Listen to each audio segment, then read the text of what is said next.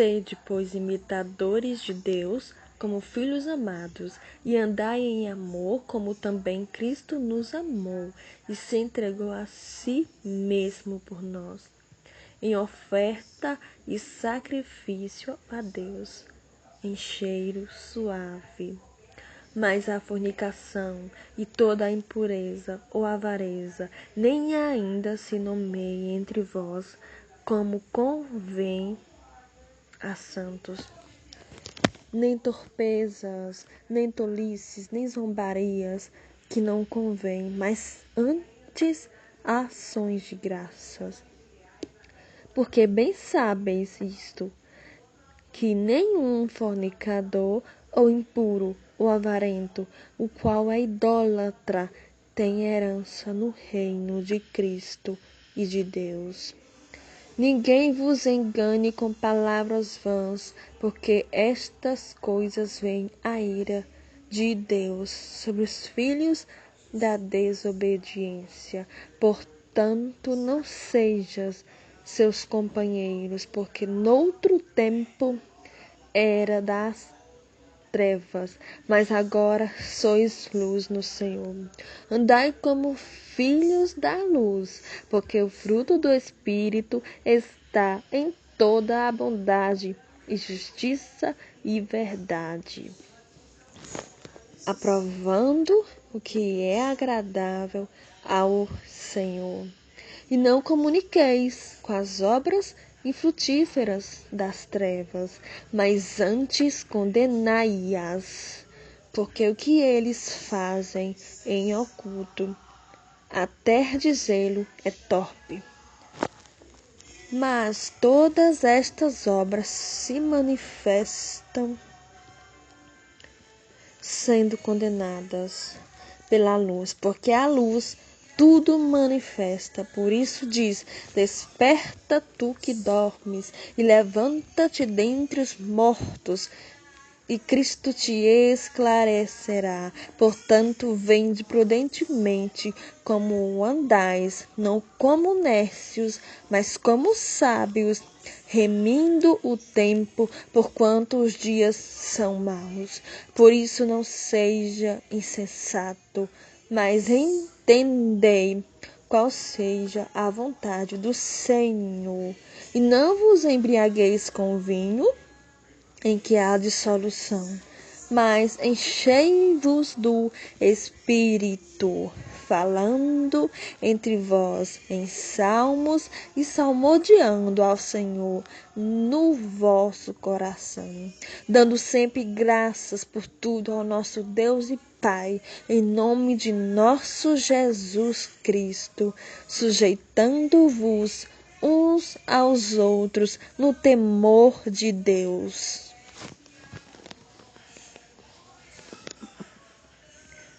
Somente aqueles que são regenerados possuem o Espírito Santo, conseguem, com seu proceder, imitar a Deus, assim como uma criança absorve o exemplo de seus pais e o reproduz. Aqueles que são filhos do Altíssimo o imitam em suas ações, reações, palavras e disposição.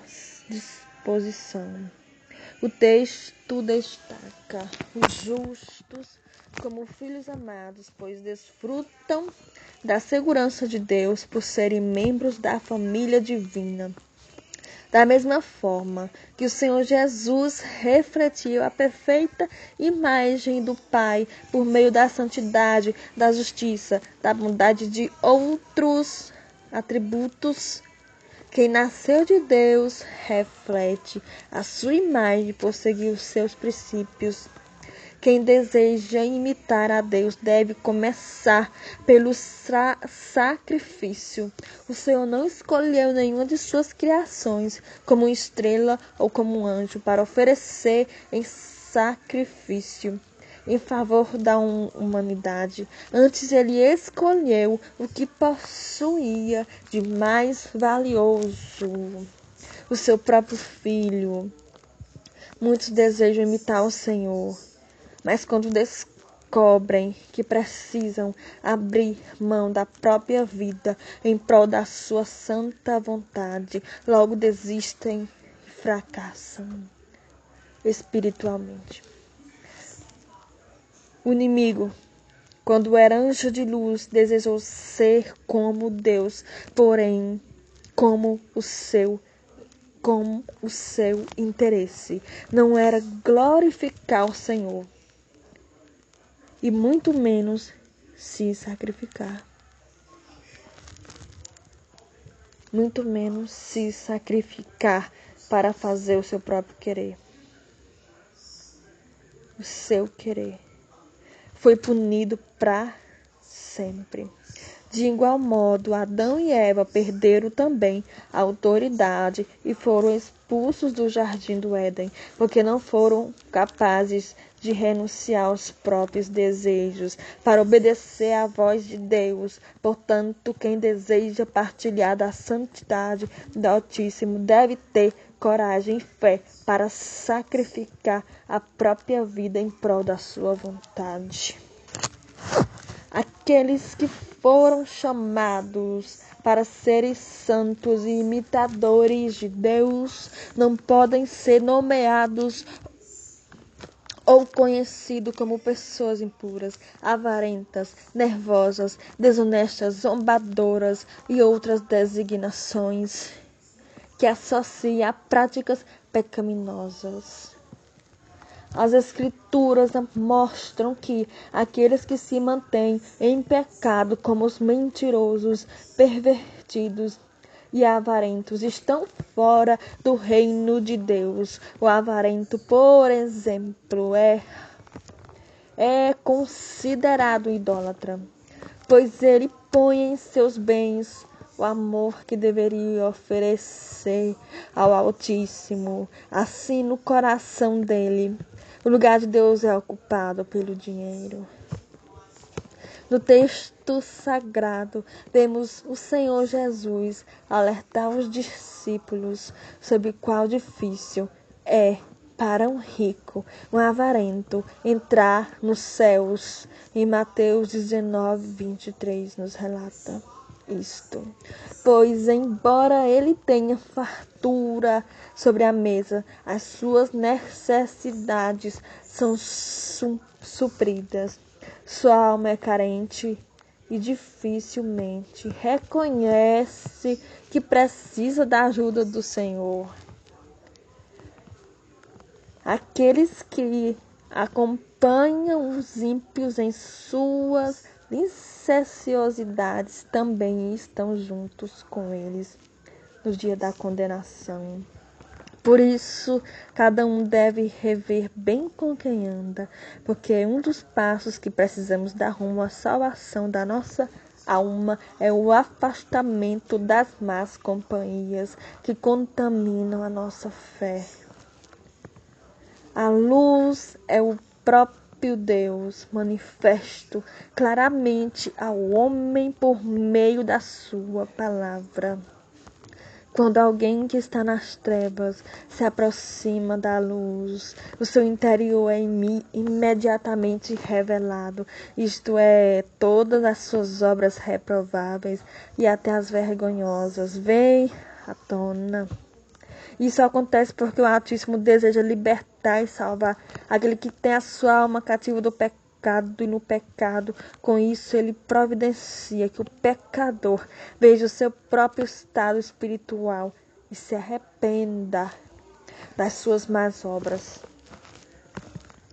As pessoas procuram nos vícios, especialmente no álcool, uma forma para fugir dos problemas e de evitar a melancolia e a realidade em que vivem.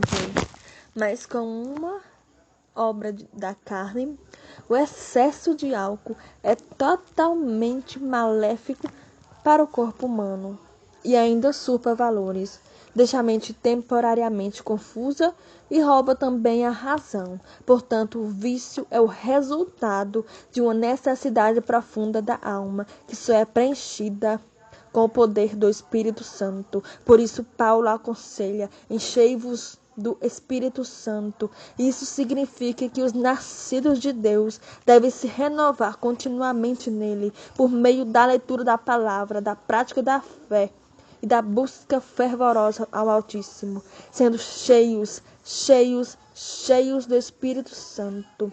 Significa não ser influenciado por nenhuma ideia nociva deste mundo.